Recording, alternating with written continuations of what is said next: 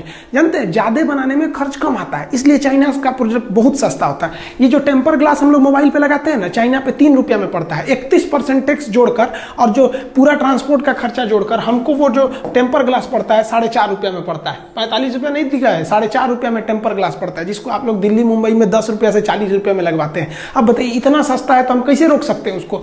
आप जो fast charger कहते हैं ना, 3 एम्पियर 5 एम्पियर का धड़ाक से चार्ज कर देता है, 45 रुपया है। हालांकि इसका रेट जो आता है वो 30 रुपये ही है, इसको टैक्स वगैरह जोड़ के 45 रुपये आता है। एयरफोन जो होता है वो 50 रुपये में आता है। 16 GB का मेमोरी कार्ड चाइना में 20 रुपये के आते हैं। सब इतने सस्ते सामान होते हैं, इसलिए मजबूरी बन जाती है लोगों का खरीदना, क्योंकि ये बहुत ही हम लोग के यहाँ आधे से ज्यादा लोग गरीबी रेखा के नीचे हैं, तो हम लोग की मजबूरी भी है। लेकिन ये सारे सामान चाइना के अलावे ताइवान में भी सेम रेट में मिलते हैं, वियतनाम में भी सेम रेट में मिलते हैं सब। तो हम लोग क्यों ना फिलहाल सब्स्टिट्यूट के रूप में हम लोग ताइवान से खरीदे, ताइवान से, वियतनाम से। ये दोनों चाइना के दुश्मन है, इससे हमारा 2 फायदा होगा। चाइना से हमको आयात में भी घट जाएगा और हमको सेम रेट पे सामान चाइना के दुश्मनों से मिलेगा। ये शक्तिशाली होंगे, हमारे लिए अच्छा है। खिलौनों के मामले में चाइना पूरी दुनिया में जाइंट है। चाइना में 8 रुपए से खिलौने चालू हो जाते हैं, 8 रुपए में। पूरी दुनिया में जो सोलर पैनल दिए जा रहा है ना, वो चाइना से आता है। हिंदुस्तान में 70% सोलर पैनल चाइना से आयात हो रहे हैं, हमारे यहाँ नहीं बनते। जबकि भारत का शक्ति स्थल दक्षिण भारत में, दुनिया भर का केरल और गुजरात में जो पावर प्लांट लग रहा है सोलर प्लांट से, वो चाइना से आयात हो रहा है। हमारे जो लौह पुरुष थे, स्टैच्यू ऑफ यूनिटी, उनके लिए भी जो स्ट्रक्चर बना था वो चाइना से ही बना था। इतना ज्यादा वो मैन्युफैक्चरिंग हब बन गया है, इतनी आराम से नहीं हटेगा। उसको हम लोग को बढ़िया से घेरना पड़ेगा, माइंड गेम से मारना पड़ेगा। समझिए कैसे। देखिए, कंप्यूटर और मोबाइल की दुनिया में चाइना जो है एकदम कब्जा करके बैठा है। चाइना में जो है वो कंप्यूटर मोबाइल बहुत ही बड़े पैमाने पर मैन्युफैक्चर किए जा रहे हैं। ये जो कैमरा होता है ना, शादी ब्याह में रिकॉर्डिंग वगैरह करते हैं, उसका भी चाइना बहुत बड़ा हब है। सीसीटीवी कैमरा का चाइना बहुत ही बड़ा एक्सपोर्टर कंट्री है। चाइना के पास हर तरह के सीसीटीवी कैमरे होते हैं। जनरली 2 टाइप का हम लोग यूज करते हैं। गोल वाले को कहते हैं डोम कैमरा, ये चौड़ाई में देखता है और वाटर प्रूफ नहीं होता, इसलिए इसे घर के अंदर लगाया जाता है। और ये जो लंबा वाला होता है इसे कहते हैं बुलेट कैमरा, ये लंबी दूरी को देखता है और वाटर प्रूफ होता है, इसलिए इसे बाहर भी लगाया जा सकता है, इसलिए इसे इंडोर, इसे आउटडोर कहते हैं। इस तरह के सीसीटीवी कैमरे के लिए चाइना बहुत बड़ा उत्पादक है। चाइना के आप किस किस सामान का बाइकआउट करने को कह रहे हैं? आपको पता है जो पीवीसी टेप चिपकाया जाता है ना, तार वगैरह को चिपकाने के लिए, चाइना से आता है। छोटे बच्चे जो कंचा गोली खेलते हैं ना, वो चाइना से आता है। चाइना अपने कस्टमर्स का बहुत ही ख्याल रखता है, लेकिन इंडिया वाले क्या करते हैं, कस्टमर का ख्याल नहीं रखते। अपना मुनाफा कैसे होगा। अब सोचिए, छोटा बच्चा गोली खेलने जाता है, सोचता है गोली बड़ा रंग बिरंगा हो, एक साइज का हो, एकदम बिल्कुल गोल हो। हिंदुस्तान का गोली देखिए टेढ़ टाढ़ ऐसे रहता है, इंडिया का लड़का लेता ही नहीं, कहता है चाइनीज गोली दो, एकदम रंग बिरंगा दे दिया। उसने कस्टमर्स की नीड को पहचाना। इन्हें हर चीज चाहिए, खूबसूरत से खूबसूरत, लेकिन सस्ते चीज में चाहिए। चाइना इस चीज को दे देता है। जो आप ये जो टाई देखते हैं, तार जो होता है ना, इसको टाई बोलते हैं लोग। तार 4-5 तार गया रहता है एक पास, तो इसी में फंसा के हम लोग टाई से और इसमें कस देते हैं। ये दोबारा खुलेगा नहीं, फिर काटना पड़ता है। हम लोग रस्सी बांधते हैं ना, तो इसको टाई लगाना पड़ता है। आप जो टाई खरीदते हैं वो चाइनीज रहते हैं। आप जो ये क्लिप हुक खरीदते हैं वो चाइनीज आ गए हैं। सब तार और ठोकने के लिए चाइनीज कांटियां आ गई हैं। किस चीज का बहिष्कार कीजिएगा आप लोग। जो हम लोग मेहंदी लगाते हैं ना, महिलाएं मेहंदी लगाती हैं, अपने यहाँ कहा जाता था जिसकी सास बहुत मानेगी उसी का मेहंदी लाल होगा। ससुरा चाइनीज मेहंदी आ गया है, जिसकी सास मर भी गई है उसका भी एकदम खतरनाक लाल कर देता है। और लड़कियां इसी को प्रीफर करती हैं। सुबह शादी में जाना है तो रात में लगाओ, एकदम चटकार लाल कर देता है, और 2 दिन बाद ऐसा उजड़ता है जिसे लगता है कोड़ फूट गया। लेकिन ये लोगों के तत्काल जरूरत को पूरा कर देता है। किस किस चीज को रोकेंगे? महिलाओं का जो कॉस्मेटिक का आइटम है उस पर चाइना का कब्जा होते जा रहा है। लिपस्टिक को जो ठोड़ रंगने वाला होता है उससे लेके कॉस्मेटिक, एक से एक क्रीम पाउडर आ गया है ना कि आप चेहरा पे रंगिएगा तुरंत गोरा कर देते। एक चाइनीज कॉस्मेटिक के सामान आ गए हैं। काजल से लेके नेल पॉलिश से लेके किस किस चीज को रोकिएगा, पूरी तरह चाइना भरते जा रहा है। क्यों? क्योंकि लोगों को क्या चाहिए, एक महिला को हर तरह का चाहिए, लिपस्टिक उसका, नेल पॉलिश चाहिए उसको, हर तरह का, जिस रंग का कपड़ा रहना चाहिए उसी रंग का ही। अब इंडिया का लेगी तो महंगा पड़ेगा, तो जितना में इंडिया का एक रंग का लेगी उतना में चाइना वाला इतना सस्ता देता है कि 3 रंग का लेगी, तो उसकी भी तो मजबूरी है। आप देखिए, चाइना हमेशा अपने कस्टमर्स के बारे में सोचता है। हम लोग को चाइना के सामान को रोकने के लिए एक भावनात्मक डर भी बनाना पड़ेगा।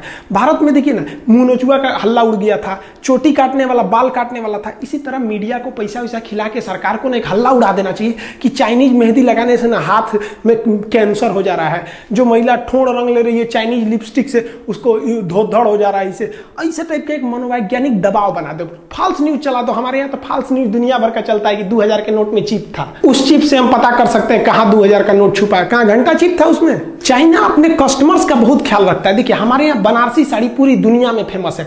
बनारसी साड़ी देखिए ये बहन जी पहनी है, कितना बढ़िया लग रहा है। लेकिन भारत ने अपनी बनारसी साड़ी एक सूडान नाम के देश को निर्यात किया, वहां से रिजेक्ट हो गए सब, भारतीय साड़ी बर्बाद हो गए। लेकिन वहीं पे चाइनीज साड़ियां चल गई, क्योंकि सूडान की जो महिलाएं होती हैं इस तरह से होती हैं। अब ये वाला साड़ी उनको पहना दीजिएगा तो लगेगा समियाना ओढ़ ले भाई, उसमें थोड़ा सा चेंज करना पड़ेगा ना। उनकी हाइट 6 फीट होती है, हमारे यहाँ 5.5 फीट की लड़कियां होती हैं सब, तो सड़िया को थोड़ा सा चौड़ा करना पड़ेगा ना, नहीं तो यही वाला पहना देंगे उन लोगों को तो स्कर्ट की तरह लगने लगेगा, रिजेक्ट हो गया।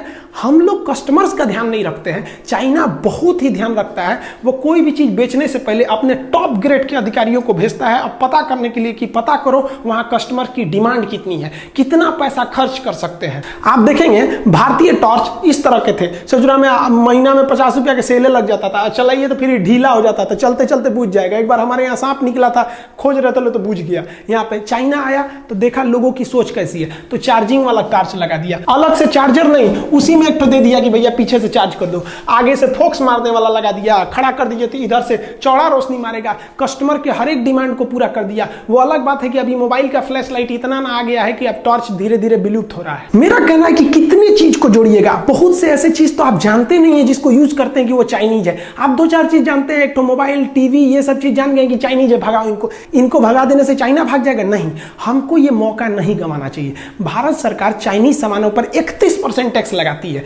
अब WTO थोड़ा दबाव बनाता है सरकार के ऊपर कि आप दूसरे के सामानों को आयात करने से नहीं रोक सकते हैं, आपकी पब्लिक रोक दे तो अलग बात है। तो इसमें हमारा काम है कि हम उसे रोके, लेकिन हमारी मजबूरी भी तो है, हमको उतना सस्ता सामान चाहिए। बहुत से लोग हैं जो नहीं अफोर्ड कर सकते हैं, जो गरीब लोग हैं वो मजबूरी में चाइना का इस्तेमाल करेंगे। उनको तो इतना नहीं पता है कि made in China, made in India कहां लिखा है, पढ़ने भी नहीं आता है। तो भारत सरकार को क्या करना चाहिए कि चाइनीज सामानों का जितना सब्स्टिट्यूट वियतनाम के पास है, ताइवान के पास है, उससे आयात करना चाहिए और उन पर टैक्स को महज 5% कर देना चाहिए, जिससे कि उनके सामान सस्ते लगने लगेंगे, चाइनीज सामान महंगा लगने लगेगा। इसके टैक्स को 31 से बढ़ा के 41 कर देना चाहिए ताकि इसके सामान और महंगे हो जाए। जो बंदरगाह है जहां से विदेशी सामान आते हैं, वहां अपने अधिकारियों को गुप्त रूप से ट्रेनिंग दे देना चाहिए कि चाइनीज सामानों को ना इतना ना टॉर्चर कर देना, उसको जो उड़ीसा का सामान रहेगा तो जम्मू कश्मीर भेज देना, आसाम का रहेगा ससुरा को लुधियाना भेज देना, इतना टॉर्चर कर देना। इंडिया को कह दे कि भाई हमारे यहाँ यही सिस्टम है, ताकि उसको लेट किया जा सके। चाइना यही करता है अपने देश में, दूसरे देश की कंपनियों को घुसने नहीं देता है।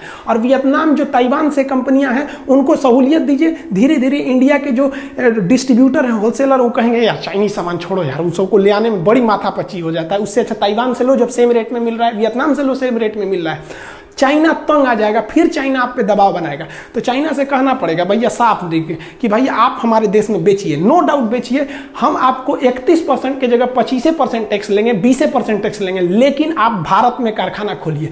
भारत में कारखाना खोलेगा तो भारत को बहुत फायदा, जमीन भारत से खरीदेगा, यहीं से ईंटा उटा खरीद के बिल्डिंग बनाएगा, यहाँ जब उत्पादन करेगा तो भारत की GDP बढ़ेगी, यहाँ के लोगों को रोजगार मिलेगा। क्या अपने यहाँ से मजदूर को थोड़ी लाएगा, ले आ दिया तो और फायदा। क्यों? क्योंकि जब आप देखिए पटना में लड़के पढ़ने जाते हैं, दिल्ली में पढ़ने जाते हैं, तो बाहर से जैसे लड़के आते हैं ना, तो वहां का मकान मालिक राजा हो जाता है कमा के, वहां दुकानदार, सबको फायदा हो जाता है। तो और अच्छा है ससुरा, चाइना से लोग आओ यहाँ पर, यहीं के सामान खरीदोगे, यहीं पे घूमो फिरोगे, और फायदा हो जाएगा।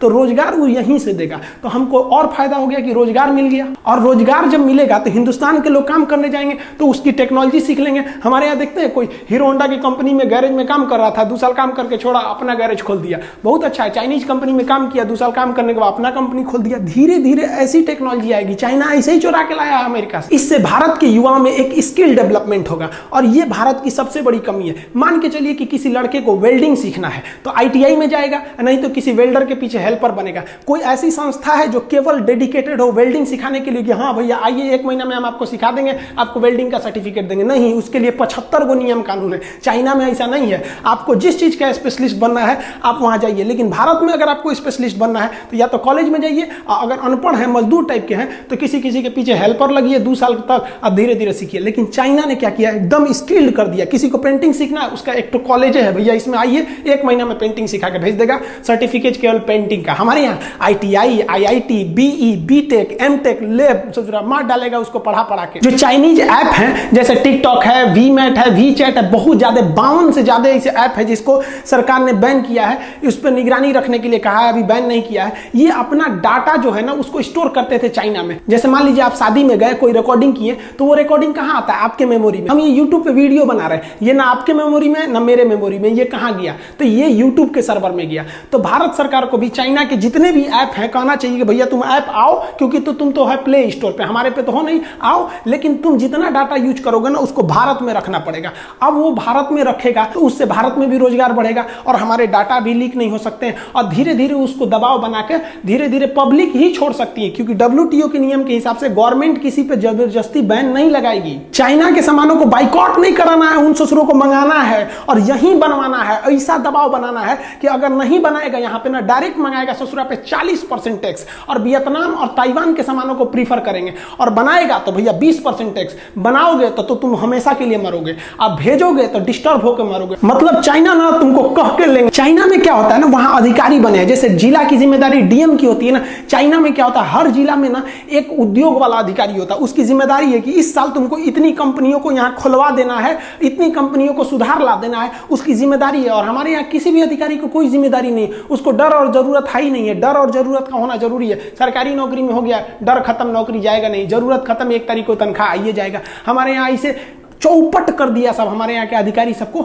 आप जाइए ना भारत में, अपना आय प्रमाण पत्र, मृत्यु प्रमाण पत्र बनाइए ना। एक आदमी मर गया, उस ससुरा का सर्टिफिकेट बनाने में 1 महीना लगा देगा सब। तो विदेशी कंपनियों को टॉर्चर करके रख देता है सब। इसलिए भारत में आने से पहले कंपनियां डरती हैं, जबकि जानती हैं कि हमारा माल भारत में इतना खप जाएगा कि हम कमा के लाल हो जाएंगे। लेकिन हमारे यहाँ के अधिकारी उनको ऐसा ना रगड़ देते हैं कि बेचारे भाग जाते हैं यहाँ पे। तो भारत सरकार को भी ना अपने सुझाव में उनके सलाहकारों को एकदम ट्रेनिंग देना है, एक अधिकारी बैठा के भेजना है दिल्ली में, मुंबई में, जहां भी इंडस्ट्रियल हब है, कि हमको हर साल यहाँ 200 फैक्ट्री बढ़ जाना चाहिए, नहीं तो ससुरा गोली मार देंगे तो हम यहाँ पे।